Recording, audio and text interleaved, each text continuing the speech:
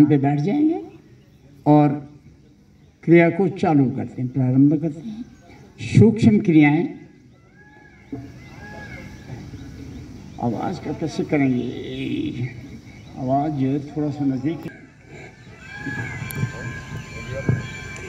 एड़ियां पंजे मिलाना, दोनों हाथ शरीर के दाएं बाएं, हथेली शरीर के साथ चिपका लें, दोनों कोहनियां टाइट कर लें, कमर के पास 90 डिग्री का एंगल बन जाए, रीढ़ को सीधा करें और जरा सीधा करिए, थोड़ा और सीधा करें, कोहनियां टाइट करते चले जाएं, लंबर पोर्शन फ्लेक्सिबल होते हुए कमर दर्द और कसिए, थोड़ा सा लगा दें पंजों को आसन के साथ, पूरी शक्ति लगा दें। आज एड़ियां पंजे मिले हुए, थोड़ा सा दर्द होगा, उसको सहन करने की कोशिश करें, थोड़ा सा और दबा दें, फ्लेक्सिबिलिटी आ जाएगी टखनों में। धीरे धीरे अपनी ओर कसते जाएं, पंजे मिले हुए, पिंडली के लिगामेंट्स पर इसका प्रभाव देखें, थोड़ा और टाइट करें, थोड़ा सा और कस लें, आगे पीछे करते जाएं, टखनों को फ्लेक्सिबल होने दें, एड़ियां पंजे तलवे पैरों की उंगलियां टखने पिंडलियों पर प्रभाव पड़ता है, घुटने फ्लेक्सिबल हो जाते हैं, घुटनों में जमा टॉक्सिन्स अपना स्थान छोड़ देता है। लेफ्ट बाईं ओर छोटी उंगली लगाने का प्रयास, घुटने टाइट रखिए, कोहनियां कस लीजिए, लेफ्ट बोला, बाईं ओर राइट, बाईं दाएं, छोटी उंगली आसन से लगाने का प्रयास, बाएं दाएं, गोलाकार, बड़े से बड़ा शून्य बनाना, कमर के जॉइंट तक अंग फ्लेक्सिबल हो जाते हैं, टॉक्सिन्स बाहर आ जाते हैं, रोग मुक्त हो जाते हैं। विपरीत घूमा, बड़े से बड़ा शून्य बनाने का प्रयास, एड़ियां पंजे मिले हुए, घुटनों का पृष्ठभाग आसन से चिपका हुआ, बायां पैर दाएं घुटने पर रख लीजिए, दाहिना घुटना कसा हुआ, जंघा के मांसपेशियों को फ्लेक्सिबल करने के लिए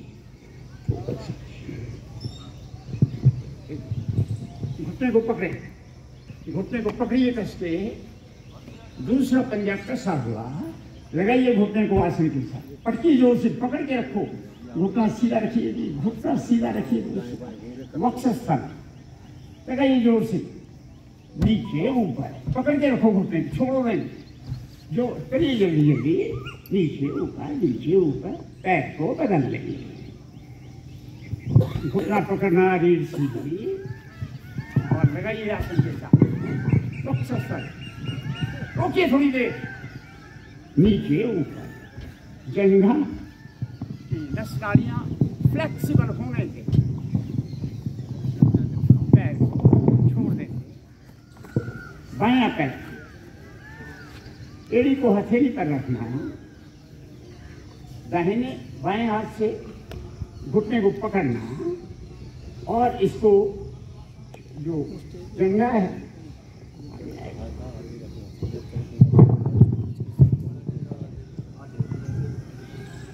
हाँ, पैर को बाहर फेंकना,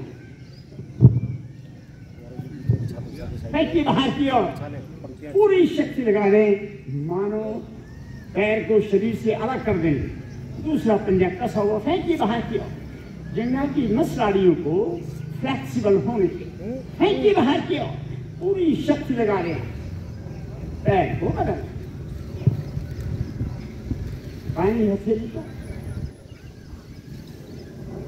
घुटने को पकड़िए और पूरी शक्ति लगाकर बाहर फेंकिए बाहर, फ्लेक्सिबल होने दें, रीढ़ कमर सीधी, फेंकिए बाहर की ओर, बटरफ्लाई, एड़ियां मिलानी, पंजे मिलाइए, उंगलियों को क्रॉस करें, लॉक कर दें, रीढ़ को सीधा करें और लगाइए घुटनों, बटरफ्लाई, तितली की तरह लगाइए आसन के साथ।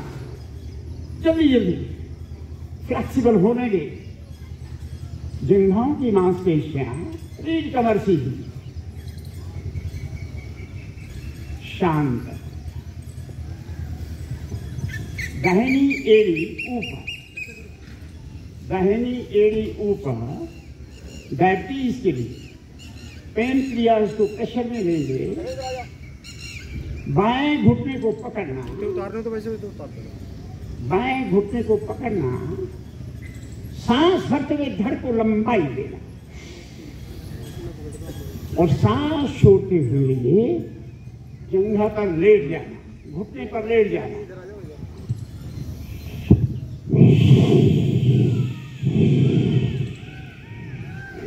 सांस को निकालते जाएं, झुकते जाएं।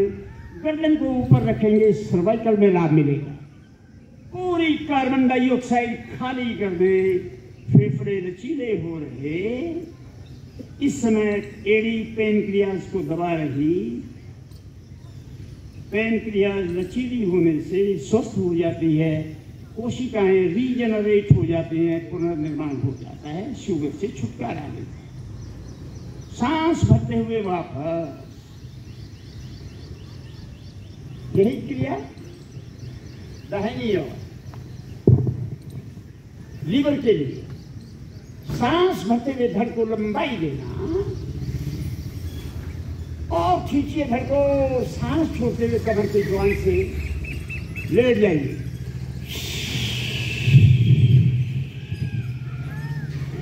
पूरी कार्बन डाइऑक्साइड निकल जाए, लंग्स खाली हो गए। इस समय लीवर जंघा के दबाव में, लीवर में टॉक्सिन्स बाहर निकल जाते हैं, पाचन तंत्र सुंदर बनता है। सांस लेते रहिए, छोड़ते रहिए और झुक जाएं।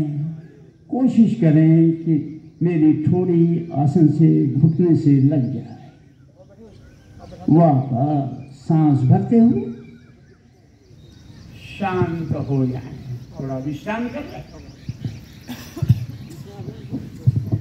पैर फैलाकर विश्राम। गर्दन कंधों पर रेस्ट करती हुई लंबे गहरे श्वास। अगली क्रिया करने की शक्ति प्राप्त हो रही। अगली क्रिया रीढ़ के लिए करेंगे। ऊपर गर्दन की 7 गोटियां, सर्वाइकल 1 2 3 4 5 6 7 सर्वाइकल के लिए। मध्य की 12 गोटियां, D 1 2 3 4 5 6 7 8 9 10 11 12 शरीर के आंतरिक अंगों के लिए। नीचे की 5 गोटियां, लंबर पोर्शन L 1 2 3 4 5 कमर दर्द, कमर के जोड़ से पैर की उंगलियों तक के लिए ये रिस्पॉन्सिबल होती है। खड़े हो जाए अपने आसन पर।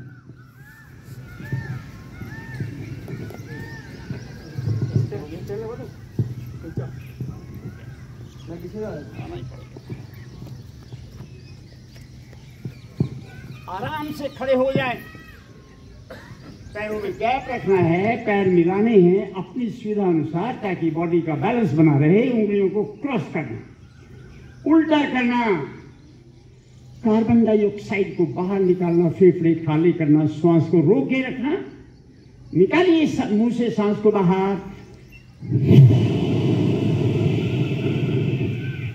अंतिम कण कार्बन डाइऑक्साइड का बाहर निकाल कर रोकिए श्वास को। घुटने टाइट, घुटनों के दर्द के लिए एड़ियां, तलवे, पंजे, टखने कस लीजिएगा।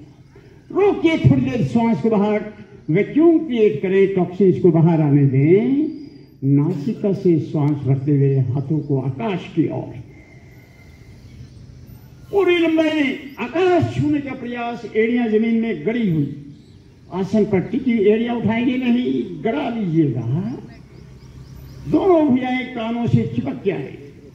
पेट का फैट, रीढ़ प्रभावित हो रही, कमर दर्द, सर्वाइकल, स्पॉन्डिलाइटिस प्रभावित होते हुए और कसिए थोड़ा ऊपर, थोड़ी और लंबाई दे। एड़ियां मत उठाइए, अंत में एड़ियां मत उठाइए और खींचिए ऊपर। गर्दन थोड़ा पीछे, सर्वाइकल के लिए। शांत पैर फैलाकर विश्राम, लंबे गहरे श्वास, पूरा शरीर तनाव मुक्त हो जाए। फैला लीजिए हाथों को, पीछे भी ताली बजाएंगे तो कंधे ठीक हो जाएंगे।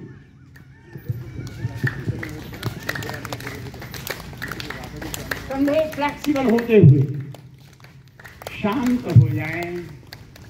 इसी क्रिया को एक बार फिर करेंगे।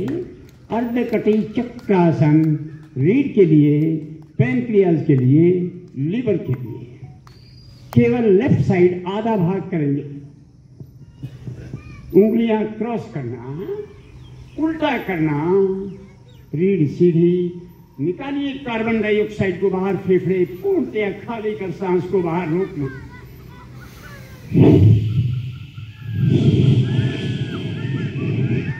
रोकिए सांस को बाहर। घुटने टाइट, घुटनों के दर्द के लिए, एड़ियां गड़ी हुई आसन पर, एड़ियों के दर्द के लिए पिंडलियां, जंघाएं फ्लेक्सिबल होते हुए रोकिए श्वास को बाहर। और जब ना रुका जाए तो नासिका से श्वास भरते हुए हाथ ऊपर, सांस भरते हुए हाथों को लंबाई दे, आकाश छूने का प्रयास। दोनों भुजाएं कानों से चिपकी हुई, सांस छोड़ते हुए कमर के जोर से लेफ्ट साइड में झुकना, धीरे धीरे। भुजाएं कसी हुई, कस कर रखिए भुजाओं को, गैप नहीं आए। कान से चिपका के रखिए भुजाओं को।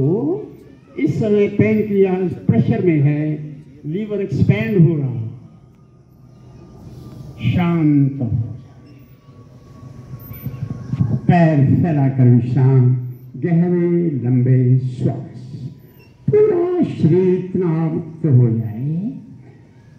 पैर फैला लेंगे, पैर फैला लेंगे तो बड़ा आराम मिलेगा।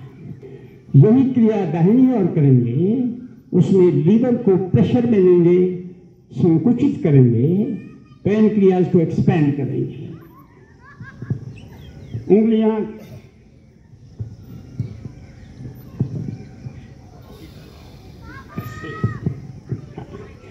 उंगलियां क्रॉस करना, उल्टा करना, लंग्स को खाली करिए।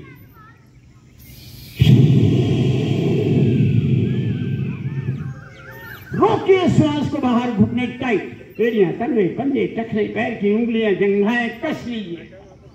जब तक रोक सकते हैं रोकिए।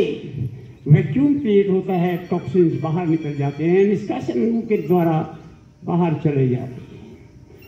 नासिका से श्वास भरते हुए हाथ आकाश की ओर, पूरी लंबाई में मानो आकाश छूने का प्रयास। दोनों भुजाएं कानों से चिपकी हुई, एड़ियां जमीन पर गड़ी हुई, पंजे गिरा लीजिए आसन पर, और लंबाई दें। थोड़ा और कसिए गर्दन को, थोड़ा पीछे सर्वाइकल के लिए, और सांस छोड़ते हुए दाहिनी ओर धीरे धीरे हाथ कसते जाओ हाथ कमर के जोर से मुड़ते जाएं। पूरी कार्बन डाइऑक्साइड निकाल लीजिए। शांत, पैर फैलाकर विश्राम, गहरे लंबे श्वास, पूरा शरीर तनाव मुक्त हो जाए। अगली क्रिया करने की शक्ति प्राप्त होती है। हमने रीढ़ को देखा, कमर के जोड़ से नीचे तक संभाला, सर्वाइकल को ठीक किया। अब आंतरिक अंग हमारे पैनक्रियास, लीवर, बड़ी आंत, छोटी आंत, अमाशय, पक्वाशय, पेड़ू, किडनी, गॉल ब्लैडर, सभी अंगों को लचीला और स्वस्थ बनाने के लिए दोनों हाथ कमर पर, अंगूठे आगे, उंगलियां पीछे, अंगूठे आगे, उंगलियां पीछे, एड़ियां पंजे मिले हुए, अंगूठे आगे, उंगलियां पीछे। रीढ़ को लंबाई दें, कमर के जोड़ से 60 डिग्री पर झुक जाए, 60 डिग्री। देखिए ऊपर, मेरी ओर देखें, और सांस को बाहर निकालकर रोकना, खाली पेट स्पीड से अंदर बाहर, केवल हिलाना है। 7 सांस निकालिए, रोकिए श्वास को बाहर, खाली पेट अंदर बाहर, अग्नि साथ।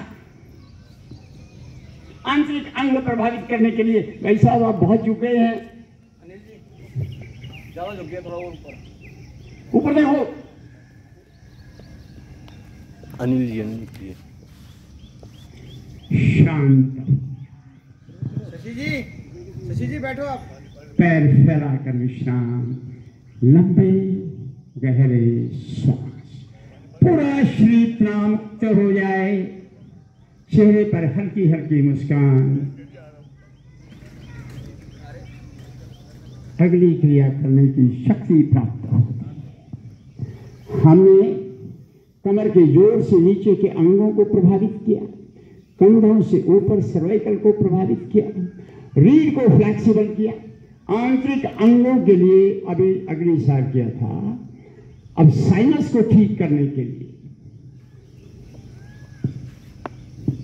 नासिका से स्पीड से सांस लेना और छोड़ना, सांस अंदर तक नहीं जाएगा, नासिका के ज्वाइंट तक आया और वहीं से वापस। एक बार देख लेंगे यहां पर जहां ज्वाइंट मिलते हैं इसको हीट अप करना ताकि कोई वायरस है तो भस्म हो जाए।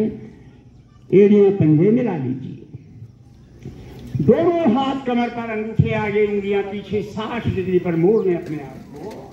कैसे ऊपर की ओर सर्वाइकल में लाभ मिलेगा। सावधान, स्पीड के साथ करिए।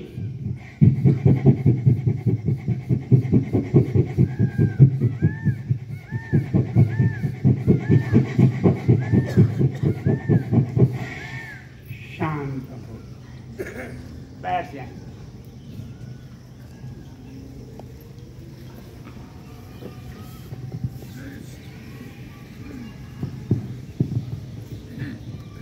पैर फैलाकर विश्राम, दोनों हाथ पीछे, गर्दन कंधों पर रेस्ट करती हुई लंबे गहरे श्वास, पूरा शरीर ढीला छोड़ दें। शुगर के लिए और लीवर के लिए, पाचन तंत्र के लिए और डायबिटीज के लिए क्रिया करने जा रहे वक्रासन। बोल रही एक बार, वक्रासन। पैर मिलाएं, दाहिने घुटने को मोड़कर बाएं घुटने के पास ले आए। अब बायां हाथ उठाएं, घुटने को बाईं बगल में और पैर से लपेट, हाथ से लपेट लें। देखते जाए, दायां हाथ पीछे, दाएं हाथ को कसेंगे तो रीढ़ सीधी हो जाएगी और बाएं हाथ की कोहनी को टाइट करेंगे तो जंघा लीवर को दबा रही, पाचन तंत्र सुंदर बन रहा। गर्दन को दाहिनी ओर घुमा दे, सांस को निकाल दीजिए, पूरी कार्बन डाइऑक्साइड को निकाल दें, दोनों कोहनियां टाइट करें। इस समय लीवर पूरा प्रेशर में, लीवर एक्टिवेट हो रहा, पाचन तंत्र सुंदर बन रहा है। सांस लेते रहिए, छोड़ते रहिए। जिनको लीवर संबंधित कोई प्रॉब्लम है तो इस क्रिया को 4-5 मिनट तक इसी पोज में रुके रहना चाहिए। सांस लेते रहिए, छोड़ते रहिए, पीछे की ओर गर्दन को ले जाएं, थोड़ा और घुमाइए गर्दन को पीछे की ओर, सर्वाइकल में भी लाभ मिलेगा। रोकिए थोड़ी देर इस स्थिति में, शांत हो जाए, धीरे से वापस, कोई झटका ना लगे, कृपया ध्यान रखें। यही क्रिया दूसरे पैर से बाएं घुटने को मोड़ें, पंजे को दाएं घुटने के पास रख लें, दाएं हाथ को ऊपर उठाएं और दाएं बगल में घुटने को लपेटें। देखते जाएं, करते जाएं। बायां हाथ पीछे, गर्दन को घुमा दें बाईं ओर, सांस को निकाल दें, पूरी कार्बन डाइऑक्साइड को निकाल दें, दोनों कोहनियां टाइट करें। इस समय पैंक्रियास प्रेशर में, शुगर से छुटकारा मिलता है, डायबिटीज धीरे धीरे दूर हो जाती है। और घूम जाइए भाइयों, थोड़ा और घूमिए, दोनों हाथ की कोहनियों को टाइट कर लें, कस लें अच्छी तरह। सांस लेते रहिए, छोड़ते रहिए। जिन बंधुओं को डायबिटीज की बीमारी है उन्हें इस क्रिया को 3-4 मिनट इस पोज में रुकना चाहिए। सांस लेते रहिए, छोड़ते रहिए, शांत हो जाए, धीरे से वापस पैर फैलाकर विश्राम, गर्दन कंधों पर रेस्ट करते हुए लंबे गहरे सांस। अगली क्रिया करने की शक्ति प्राप्त होगी। पूरा शरीर तनाव मुक्त, आंखें कोमलता से बंद, मन ही मन अपने इष्ट देव का स्मरण करते हुए इतनी सुंदर क्रियाएं करने का अवसर प्राप्त हुआ। पूरा शरीर ढीला छोड़ दें। मंडों का डायबिटीज के लिए और लिवर के लिए, पाचन के लिए। जिन बंधुओं को वज्रासन में बैठने में कष्ट होता होगा वो कहीं किसी तख्त पर बैठकर भी कर सकते हैं, किसी बेंच पर बैठकर कर सकते हैं, देख लेंगे। आइए वज्रासन।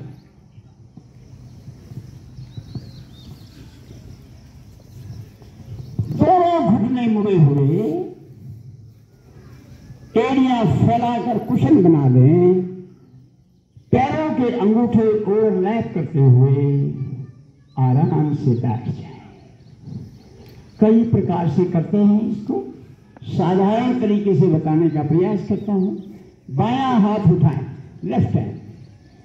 लेफ्ट हैंड उठाना इसलिए, इसको नाभि पर रखें तो अंगूठा हमारी पेनक्रियाज पर आ गए।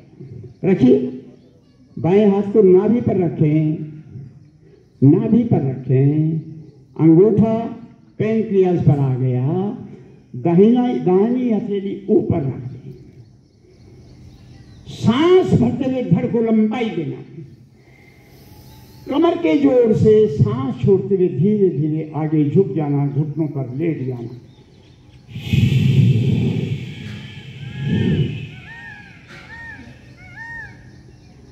लेट जाएं घुटनों के ऊपर। पूरी कार्बन डाइऑक्साइड बाहर निकल गई। इस समय पेनक्रियाज की धड़कन को महसूस करें। सांस लेते रहिए, छोड़ते रहिए। गर्दन को ऊपर रखेंगे तो सर्वाइकल में भी लाभ मिलेगा। जिन बंधुओं को लिवर संबंधी या डायबिटीज संबंधी विकार है वो इस पोज में 2, 3, 4 मिनट तक इस पोज में लेटे रह सकते हैं। और थोड़ा धड़ का प्रेशर डालिए घुटनों के ऊपर। गर्दन को ऊपर रखें, सर्वाइकल में लाभ मिलेगा। सांस लेते रहिए, छोड़ते रहिए। इस समय लीवर और पेनक्रियाज एक्टिवेट होते हुए शांत हो जाए। सांस भरते हुए ऊपर आराम से बैठ जाए, पैर फैलाकर विश्राम।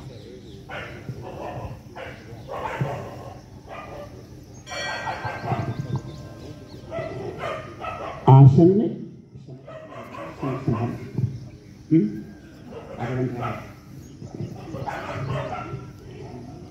अभी आसनों के द्वारा हमने रीढ़ को संभाला, सर्वाइकल को देखा, स्पॉन्डिलाइटिस और कमर दर्द के लिए था, पेट का फैट कम होता, फ्लेक्सिबल होता है। सूक्ष्म क्रियाओं के द्वारा हमने पैरों को, पंजे, टखने, एड़ी, तलवास, इनको, घुटनों को फ्लेक्सिबल किया। अभी फिर शुगर के लिए और लीवर को प्रभावित किया, साइनस को प्रभावित किया, ताकि मस्तिष्क हमारा जमा टॉक्सिन्स बाहर निकल जाएं। अब थोड़ा प्राणायाम करें। कपालभाति का नाम हमने सुना होगा। बैठ जाएं। पहले जैसे भी सुविधापूर्वक बैठ सकते हैं बैठ जाएं। इससे पहले थोड़ी सी छोटी सी बात आपके सामने रख रहा हूं। जैसे ये डॉग है, कुत्ता है, इसकी आयु लगभग 10-12 वर्ष। हाथी, कछुआ 200-250 साल तक जीवित रहता है। कारण क्या? कुत्ते को आपने देखा होगा, मुंह से सांस लेता है, हाँफता रहता है, 1 मिनट में 50-60 सांस ले लेता है, आयु कम हो जाती है। कछुआ हाथी 1 मिनट में 4-5 सांस से काम चला लेता है, आयु लंबी होती है। मानव को प्रभु ने ऐसा गुण दिया कि वो चाहे तो अपने सांसों को छोटा कर ले, चाहे बड़ा कर ले। साधारणतः हम लोग 1 मिनट में 15-16 श्वास लेते हैं। फेफड़े का केवल 1/3 भाग प्रयोग होता है, लगभग, थोड़ा ऊपर नीचे होता है कईयों का। बाकी फेफड़ों में कार्बन डाइऑक्साइड भरी रहती है, ऑक्सीजन का इंटेक कम होता है। जिस कोशिका को ऑक्सीजन नहीं मिलती वो डेड हो जाती है, मर जाती है, वसा के नीचे जमा होकर डायबिटीज का कारण बनती है, कोलेस्ट्रॉल का कारण बनती है, बीपी का कारण बनती है, हृदय रोग हो जाया करता है, लीवर में खराबी आती है, किडनीज फेल होने लगती हैं। यदि हम सांसों की गहराई बढ़ा दें, ऑक्सीजन का इंटेक बढ़ा दें, तो इन रोगों से छुटकारा मिलता है। रोग साधारणतया 2 प्रकार के होते हैं। एक शारीरिक रोग जो दवाइयों से ठीक हो जाता है, दूसरा रोग जिसमें डॉक्टर बोल देता है कि आपको दवाई जीवन पर्यंत खानी पड़ेगी, पूरा जीवन आपको दवाई खानी पड़ेगी, वो सारे के सारे मानसिक रोग हैं, वो शारीरिक रोग नहीं है। आदमी को टेंशन है, थकान है, डिप्रेशन में है, गुस्सा ज़्यादा आता है, क्रोध, लालच ज़्यादा आता है, तो उससे सांस छोटे होने से मानसिक बीमारियां पैदा हो जाती हैं। तो पहले समझ लें कि सांस को लंबा और गहरा कैसे करें। फेफड़ों के हमारे 3 भाग, लोअर पार्ट, नीचे वाला भाग, जब हम सांस भरते हैं तो पहले पेट थोड़ा हिल के बाहर आता है। जब सांस फेफड़े के मध्य भाग में आता है तो वक्ष स्थल में फैलाव आता है, और जब पूरा सांस फेफड़े से भर दें, फेफड़े को सांस से भर दें, तो कंधे ऊपर आ जाते हैं। जब ये तीनों क्रियाएं आप बंद आंखों से देखते जाएं तो समझो आपने फेफड़े का 100% प्रयोग कर लिया है। ठीक इसी प्रकार जब श्वास को बाहर निकालना चालू करते हैं तो पहले कंधे ढीले होते हैं, वक्ष स्थल ढीला होता है, अंत में नाभि का संकोचन होता है, तो समझिए आपने पूरी कार्बन डाइऑक्साइड को बाहर निकाल दिया। अभी थोड़ा सा सांस कैसे लंबे और गहरे लें उसका अभ्यास करवाता हूँ। कपालभाति बाद में कर लेंगे, ध्यान जरा रखो इधर। सांस को गहरा कैसे करना, लंबा कैसे करना, आप आराम से बैठ जाओ, रीढ़ कमर सीधी। रीढ़ यदि बेंड हो गई तो सांस छोटा हो जाएगा। एक बार सांस को पूरा बाहर निकाल दे,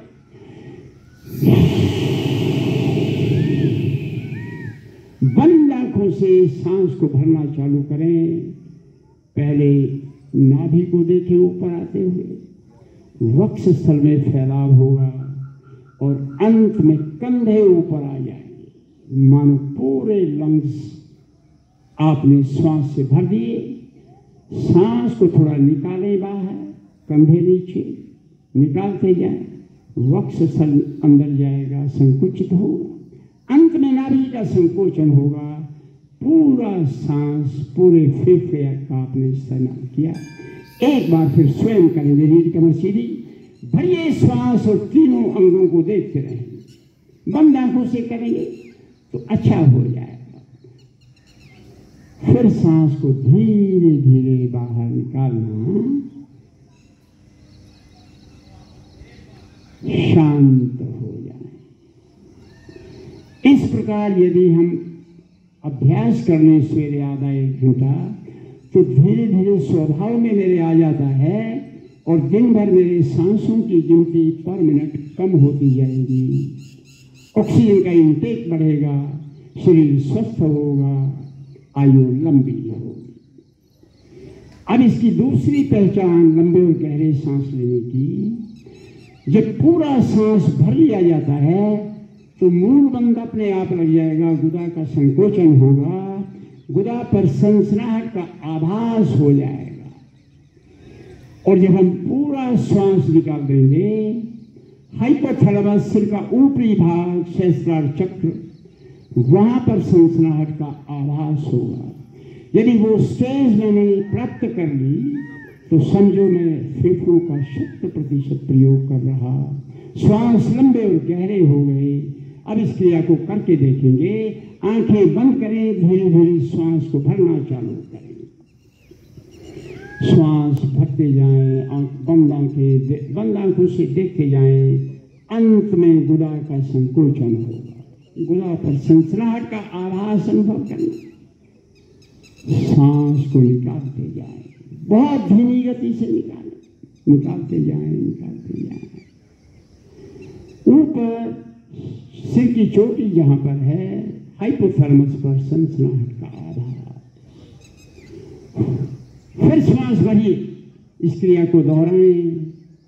रीढ़ कमर सीधी, चेहरे पर हल्की हल्की मुस्कान, कोई तनाव नहीं शरीर में, गुदा का संकोचन अनुभव करना। हाइपोथैलेमस का पर सनसनाहट का आभास अभ्यास से हो पाएगा। मैंने आपको किस प्रकार करना चाहिए वो तरीका बताने का प्रयास कर रहा हूं। शांत हो जाए, पूरा शरीर, आंखें खोल लें। फिर इसकी तीसरी स्टेज है डीप ब्रीदिंग की। जैसे मानो आपने शीशे का ग्लास है, उसमें गंदा पानी, आधा ग्लास में गंदा पानी है। शुद्ध पानी केवल आधे ग्लास में आएगा, परंतु पानी पीने का मन नहीं करेगा। और उस गंदे पानी को हमने फेंक दिया बाहर और ग्लास में ताजा पानी भर दिया। पीने वाला देखेगा कि इसकी दीवारों पर अभी गंदगी, ग्लास की दीवारों पर गंदगी नजर आ रही है, पानी पीने का मन नहीं करेगा। ये फेफड़े की स्थिति बता रहा हूं मैं आपको। फिर हम क्या करते हैं, उस ग्लास में थोड़ा पाउडर डाल के ग्लास की महंगाई कर देते हैं। ग्लास चमक जाता है, शुद्ध पानी डालते हैं, प्यास नहीं है तो भी दो घूंट पीने का मन कर जाता है। यही स्थिति मेरे फेफड़े की है। फेफड़े को पूरा खाली करना। अब उसकी महंगाई कैसे होगी, ध्यानपूर्वक करेंगे। पहले सुनेंगे फिर करेंगे। पूरा सांस बाहर निकालना बंद आंखों से, और सांस को यथाशक्ति बाहर रोकना। अंदर वैक्यूम क्रिएट होता है और फेफड़े की मंजाई हो जाती है। टॉक्सिन्स, विषैले तत्व सारे बाहर आ जाते हैं, निष्कासन अंगों के द्वारा शरीर से बाहर निकल जाते हैं। इतना काम करेंगे। रीढ़ कमर सीधी, आंखें कोमलता से बंद, आवाज के साथ चलेंगे और निकालिए सांस को बाहर। कंधे, वक्सर और नाभि को देखें। और जब पूरा सांस बाहर निकल जाए तो बाहर रोकने का प्रयास। फेफड़ों की मंजाई होने दें, गंदगी को बाहर निकालने का प्रयास। धीरे धीरे सांस को भरना।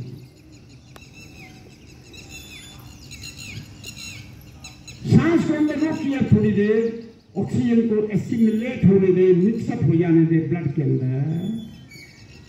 शांत हो जाए, आंखें खोल लें। हमने पहले श्वास को भरा, श्वास को अंदर रोका, उससे ऑक्सीजन पूरे ब्लड में मिल जाती है। डायफ्राम उस वायु में से ऑक्सीजन को निकालकर ब्लड में मिला देता है। और जब सांस को बाहर निकाल देते हैं तो अंदर वैक्यूम क्रिएट होता है। टॉक्सिन्स शरीर से, नस नालियों से बाहर निकल जाते हैं। अब डीप ब्रीदिंग का 2 बार अभ्यास करेंगे। फेफड़ों का भी ध्यान करना, गुदा के और ऊपर हाइपोथैलेमस पर सनसनाहट का आभास करना। और सांस जब पूरा निकल जाए तो अंदर बाहर रोकना, जब भरा जाए तो अंदर रोकना। ये तीनों क्रियाएं समझते हुए करेंगे, पूरा लाभ मिलेगा। सावधान, शांत हो जाए। एक बार सांस तो बाहर निकाल दे मुंह से जल्दी से, और अब रोकिए, आंखें बंद करें और धीरे धीरे श्वास को भरें। शरीर के तीनों अंगों को देखते जाएं, सांस को भरते जाएं। पूरा सांस भरने के पश्चात थोड़ा रोकिए और ऑक्सीजन को हवा से अलग होने दें, ब्लड में मिलने दें। अब सांस को निकालने का प्रयास धीरे धीरे निकालते जाएं। कंधे, वक्ष और पेट को देखें, इनके प्रभाव देखते जाएं। जब पूरा सांस निकल जाए तो रोकिए बाहर, फेफड़े की मंगाई होने दें, गंदगी सारी बाहर निकलने दें, शांत हो जाए। ये थोड़ा सांस, ऑक्सीजन, फेफड़े कैसे इसका लंबाई गहराई बढ़ा सकते हैं, कैसे ऑक्सीजन का इंटेक बढ़ा सकते हैं, कैसे नई नई कोशिकाओं को रीजनरेट करने का प्रोसेस तैयार कर देते हैं। इसमें रीढ़ का सीधा रहना अनिवार्य है। अगर अभ्यास में नहीं है तो दीवार के साथ चिपक कर हम रीढ़ को सीधा करें घर में बैठकर, और इसका प्रयोग करना चाहिए। शांत हो जाए। अगली क्रिया करेंगे।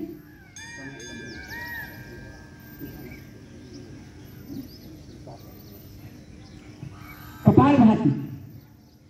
कपालभाति क्यों करते हैं, इसका लाभ क्या है? हमारे शरीर के किस किस सिस्टम को एक्टिवेट करता है? तो पहला इसका जो लाभ है कपालभाति का, डाइजेस्टिव सिस्टम, पाचन तंत्र और उससे जुड़े सभी अंग हमारे स्वस्थ हो जाते, फ्लेक्सिबल हो जाते हैं, एक्टिवेट हो जाते हैं। दूसरा लाभ डाइजेस्टिव सिस्टम, पाचन तंत्र, लीवर, बड़ी आंत वगैरह सब एक्टिवेट हो जाती है। और तीसरा लाभ, एक तो बताया डाइजेस्टिव सिस्टम, एक बताया एक्सक्रीटरी सिस्टम, गंदगी बाहर फेंकने वाले अंग जिसमें किडनीज भी आ गई। और तीसरा बहुत ही महत्वपूर्ण है स्केलेटरी सिस्टम। हमारी शरीर में 206 हड्डियों का ढांचा और अनेकों जॉइंट्स हैं। उंगली में देखो कितने जोड़ हैं, घुटने का जोड़ है, टखने का जोड़ है, पैर की उंगलियों के जोड़ है, गर्दन में जोड़ है, कंधों में जोड़ है। इसमें टॉक्सिन्स भर जाते हैं। कपालभाति से ये सभी टॉक्सिन्स बाहर निकल जाते हैं, जॉइंट्स फ्लेक्सिबल हो जाते हैं, हड्डियां मजबूत बनती हैं। चौथा लाभ इसका है रिप्रोडक्टिव सिस्टम, जननेंद्रिय अंग हमारे स्वस्थ हो जाते हैं। तो जब सांस भरेंगे झटके से डायाफ्राम पर झटका देना, नाभि से थोड़ा ऊपर पसलियों के नीचे प्रभु ने एक अंग बनाया है जिसका नाम है डायाफ्राम। डायाफ्राम साधारणतः इसकी मूवमेंट बहुत कम होती है। अगर डायाफ्राम हिल जाए तो आंतरिक अंग हमारे सभी एक्टिवेट हो जाते हैं। ये डायाफ्राम केवल दो स्थिति में हिलता है। एक तो जब हम ठहाका लगाकर हंसते हैं, हंसते हंसते पागल हो जाएं, तो डायाफ्राम ऊपर नीचे हिलता है, आंतरिक अंग स्वस्थ हो जाते हैं। और ये गुण केवल मानव को दिया है, जितने भी प्राणी हैं जगत में, तो आदमी हंस सकता है। और दूसरा कपालभाति एक प्राणायाम है जिससे हम डायाफ्राम को मूव कर सकते हैं। 1 सेकंड में 1 स्ट्रोक लगाना 3 प्रकार से किया जाता है। अगर स्वस्थ आदमी है, आयु ठीक है, तो 1 सेकंड में 1 मिनट में 90 स्ट्रोक लग जाते हैं। और यदि थोड़ी आयु 40-50 के आसपास हो गई है तो 1 सेकंड में 1 स्ट्रोक लगाना। और वृद्धावस्था कमजोर आदमी है तो धीमी गति से करेगा। दूसरा मध्यम गति है और तीसरा तीव्र गति है। तो आज हम इसको धीमी गति से करेंगे समझने के लिए। 1 सेकंड में 1 स्ट्रोक लगेगा।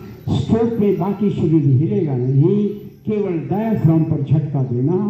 भरिए, एक बार देख लेंगे मुझे, मैं श्वास भर रहा हूं।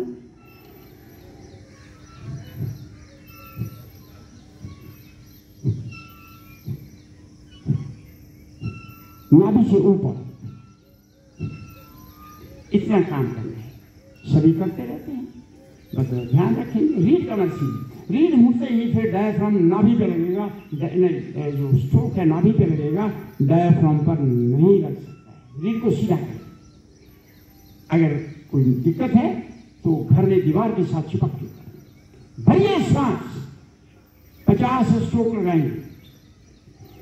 सावधान करिए।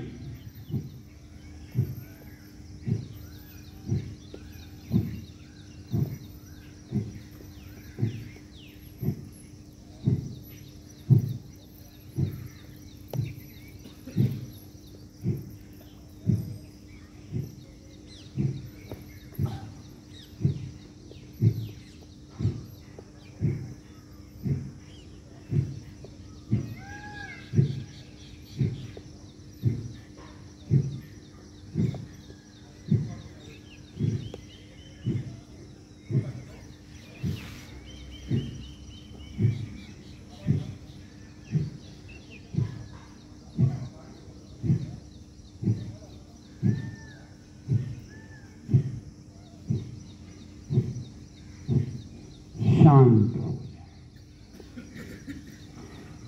इसके बाद हम फिर बाह्य कुंभक लगाते हैं, अर्थात पूरा सांस बाहर फेंक कर सांस को यथाशक्ति बाहर रोके रखते हैं।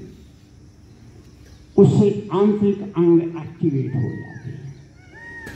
तो मैं बाह्य कुंभक जो लगाते हैं उसका लाभ क्या क्या होता है पहले वो बता देता हूँ। जब हम नाभि का संकोचन करते हैं तो 72,000 नसनाड़ियों का केंद्र स्थान, पूरे शरीर में नसनाड़ियां फैली हुई। आपने देखा होगा जब बच्चा शिशु छोटा माँ के गर्भ में होता है तो वो भोजन कैसे प्राप्त करता है। नाली होती है नाभि में, वो बच्चे की नाभि से जुड़ी होती है। पौष्टिक तत्व खुराक बच्चा लिपिड के रूप में नाभि से लेता है और पूरा शरीर विकसित हो जाता है। इसका अर्थ ये हुआ कि नाभि में जो 72,000 नसनाड़ियां हैं वो पूरे शरीर को प्रभावित करती हैं। आज हम पहले मुंह से पूरा सांस बाहर निकालेंगे, दोनों हाथ घुटनों पर टिकाते हुए रीढ़ को सीधा करते हुए नाभि को अधिक से अधिक अंदर ले जाएंगे और इसका प्रभाव देखेंगे। रीढ़ कमर सीधी, भरिए सांस, मुंह से सांस निकालना, करिए।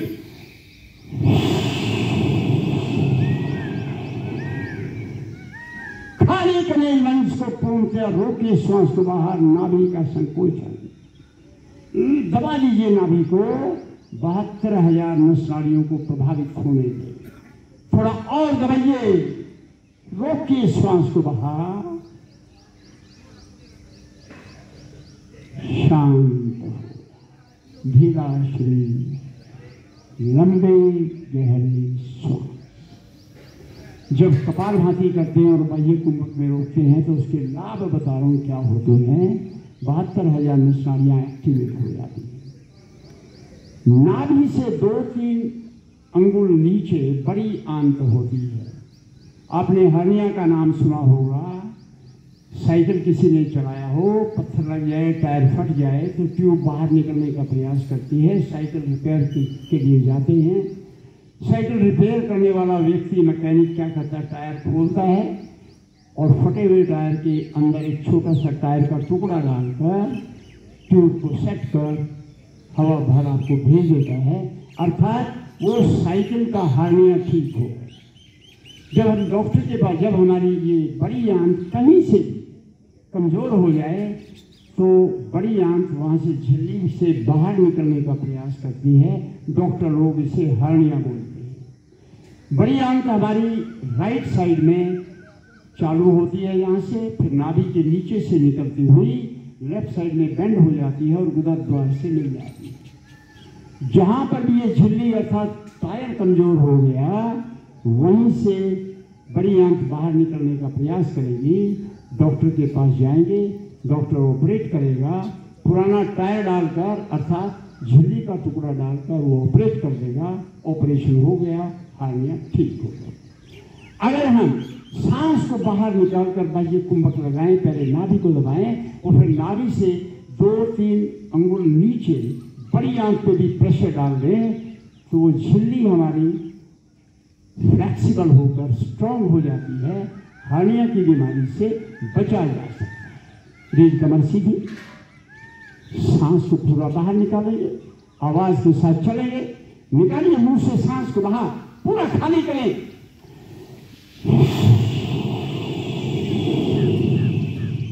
पूरी कार्बन डाइऑक्साइड बाहर निकालें। नाभि का संकोचन, नाभि से 2 उंगल नीचे बड़ी आंख पे भी प्रेशर डालें और इसको फ्लेक्सिबल होने दें, झिल्ली मजबूत होते हुए। और दबाइए अंदर, थोड़ा और प्रेशर में ले लें, शांत हो जाए। धीराश्री गहरे लंबे श्वास। अधिकतर पुरुषों में जैसे जैसे आयु बढ़ती है प्रोस्टेट ग्लैंड हमारी खराब हो जाती है, डॉक्टर के पास जाते हैं, डॉक्टर कहता है इसमें स्वेलिंग हो गई है, मूत्र संबंधी विकार चालू हो जाते हैं।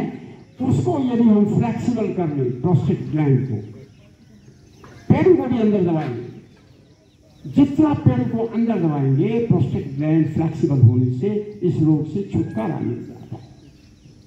तो ये प्रयोग करेंगे, सांस भरना, सांस को बाहर निकालना, सांस को बाहर रोक के रखना, नाभि का संकोचन, 72,000 नसाड़ियाँ और 2-3 अंगुल नीचे, बड़ी आंख हार्निया के लिए, और फिर प्रोस्टेट ग्लैंड को रोग को ठीक करने के लिए पेड़ों को भी अंदर दबा दें। सीधे बैठ जाएं, रीढ़ कमर सीधी, भरिए सांस और खाली कर दें मुंह से।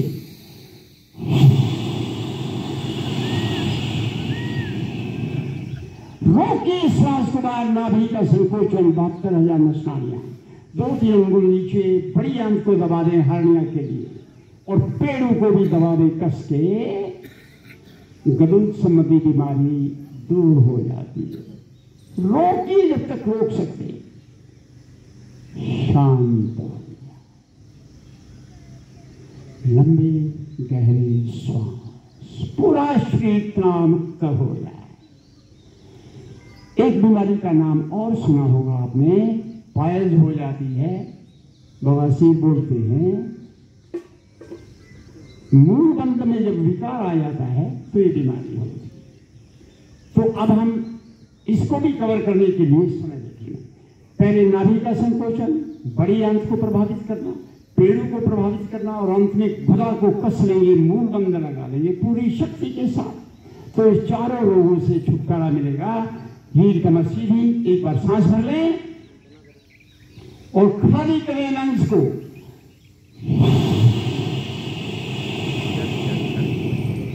रोकिए श्वास को बाहर, नाभि का संकोचन, बड़ी आंख को दबाएं, पेड़ों को दबाएं और गुदा को कस लें अच्छी प्रकार से, पूरी शक्ति लगा दें यार।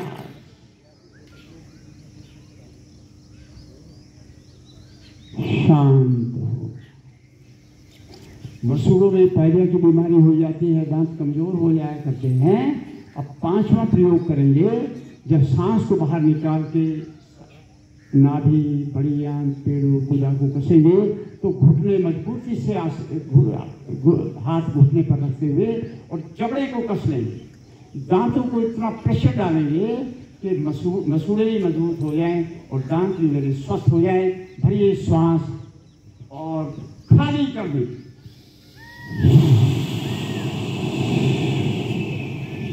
बंद आंखें, नाभि को दबा दो, बड़ी आंख, पेड़ों को दबाना, गुदा को कसना, जबड़ा कस लीजिए, दोनों हाथों को मजबूती से घुटनों पर टिका लें, रीढ़ सीधी हो जाएगी। और कसिए दांतों को, थोड़ी और शक्ति लगाएं, रोकिए जब तक रोक सकते हैं। शांत, धीरा गहरे लंबे सांस, चेहरे पर हल्की हल्की मुस्कान, पूरा शरीर तनाव मुक्त हो जाए।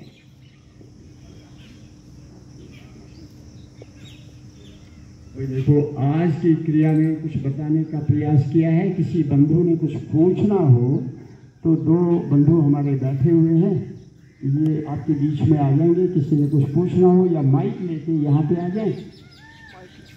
हाँ, कॉर्डलेस है तो उससे अपना कोई प्रश्न आपका है, कोई बात समझ में ना आई हो, कुछ और करना चाहिए, वगैरह वगैरह करा दीजिए। तब तक शरीर को बिल्कुल ढीला छोड़ दें।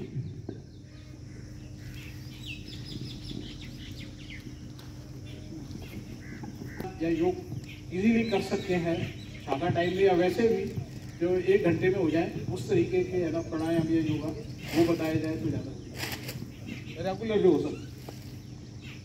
देखिए,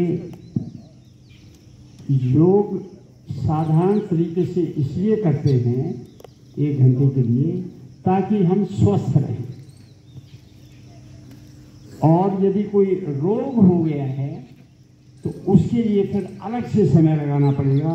जैसे डायबिटीज जैसा रोग हो गया है तो डायबिटीज से जुड़ी 3-4 क्रियाएं हैं, और वो भी कम से कम आधा घंटा केवल उन्हीं योगों पर लगाना होगा, क्योंकि पेनक्रियास ये डायबिटीज होती कैसे है, अगर समय हो तो बता देता हूँ मैं आपको, और समय यदि नहीं है तो फिर कभी देख लेंगे।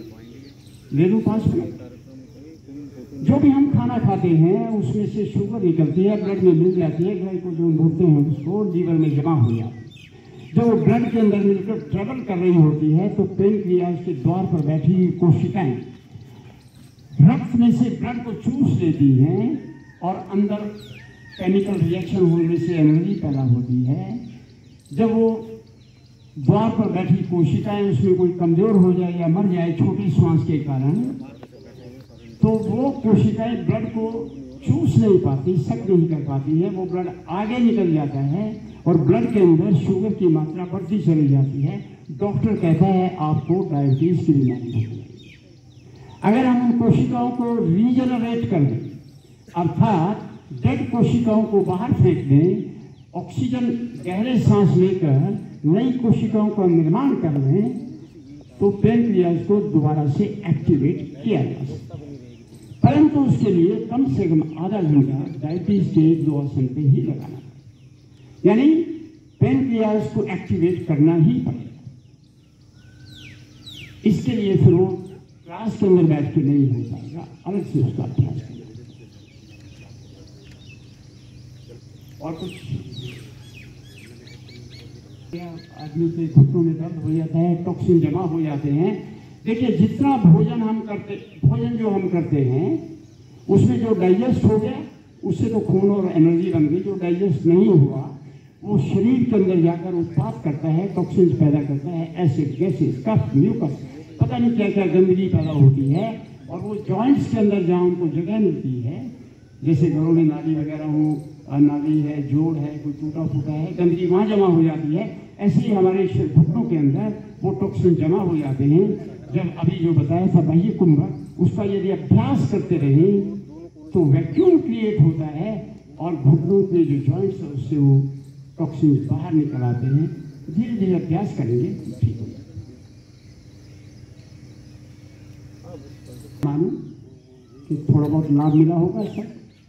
अगर लाभ मिला है तो ठहाका लगा के हंसेंगे ताकि ये आवाज़ आपके घरों तक पहुंच जाए, पोज ले लें और आंखों में आंसू आने चाहिए, डायफ्राम पूरा एक्टिवेट हो जाए। सावधान, दोनों हाथ खोल लो, या तो हाथ बांधने की जरूरत नहीं और पागल की तरह हंसना। सावधान, हंसिए।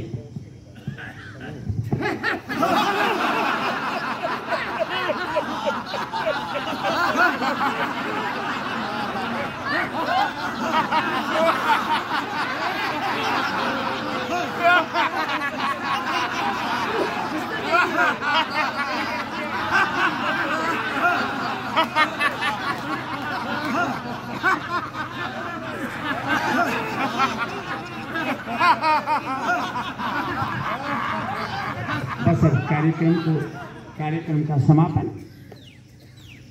कल्याण जोड़ लीजिए। मैं बोलूंगा, मेरे पीछे दोहराएंगे।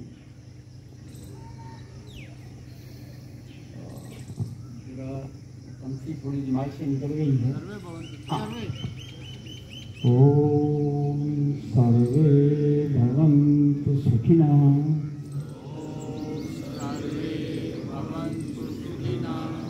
सर्वे सन्तु निरामयाः, सर्वे भद्राणि पश्यन्तु, मा कश्चित् दुःखभाग् भवेत्। ओम शांति।